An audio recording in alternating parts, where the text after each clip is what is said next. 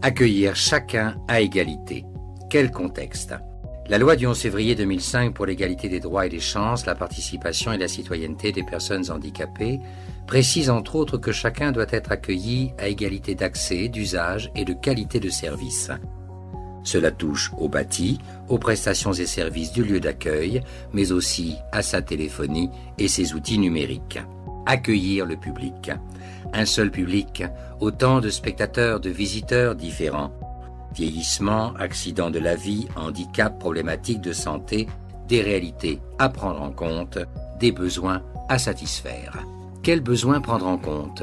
Voir, entendre, comprendre, se déplacer, s'exprimer, sont des actions qui pour certains demandent des adaptations. Cela vaut pour communiquer, accueillir, accéder aux services et prestations proposées et enfin à l'œuvre présentée. Une chaîne d'étapes que l'usager, le spectateur, va suivre tout le long de son déplacement pour sa sortie culturelle. La chaîne de déplacement. Cette suite d'étapes successives, dite chaîne de déplacement, ne doit subir aucune rupture, être maîtrisée de bout en bout. Le numérique, allié de l'accessibilité. Aujourd'hui, les personnes qui ont des besoins spécifiques sont souvent équipées d'outils, smartphones, tablettes, claviers, dotés d'applications permettant d'adapter la communication, de se repérer, de décrire les œuvres, l'environnement, par exemple.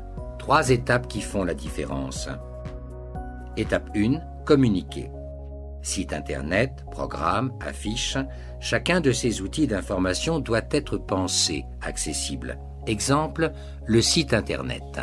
Ergonomie, agrandissement, vocalisation des textes, facile à lire et à comprendre, description des images, vidéos sous-titrées sont des outils qui participent à l'accessibilité.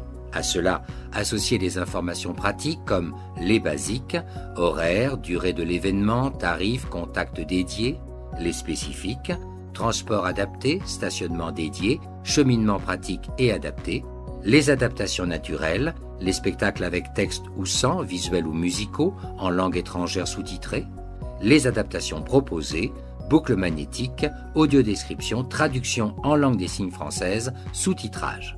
Enfin, mettre à disposition le registre public d'accessibilité, obligatoire depuis le 1er octobre 2017, pour tout lieu et événement accueillant du public. Il informe sur le degré d'accessibilité de l'établissement, sur le niveau d'accessibilité des prestations proposées, sur la place de l'accueil et de l'accompagnement humain.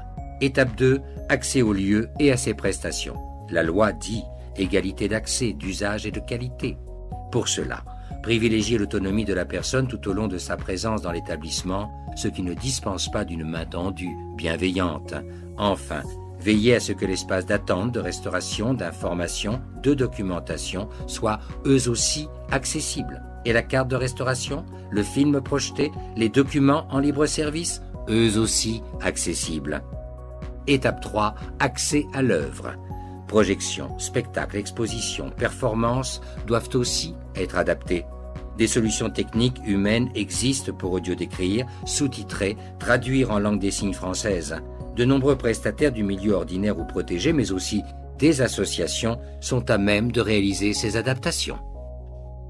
La mission handicap du spectacle vivant et enregistré vous conseille pour l'accueil des personnes avec un handicap vieillissantes ou avec des problématiques de santé, dont les professionnels de la culture.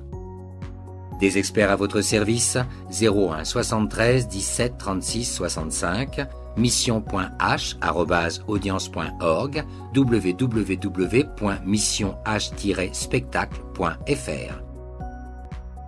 Découvrez Culture Accessible par Audience, la plateforme des solutions pour communiquer, accueillir, adapter les œuvres. www.audience.org/cultureaccessible.html, le culture sans le E. Ce film d'animation a été écrit par Pascal Parsat, expert du Vivre Ensemble pour Audience, en partenariat avec la manufacture digitale qu'il a réalisée. Remerciements à Axel Morel et Sahana Malek qui ont assuré le graphisme. Vivre et travailler dans la culture commence par le faire ensemble.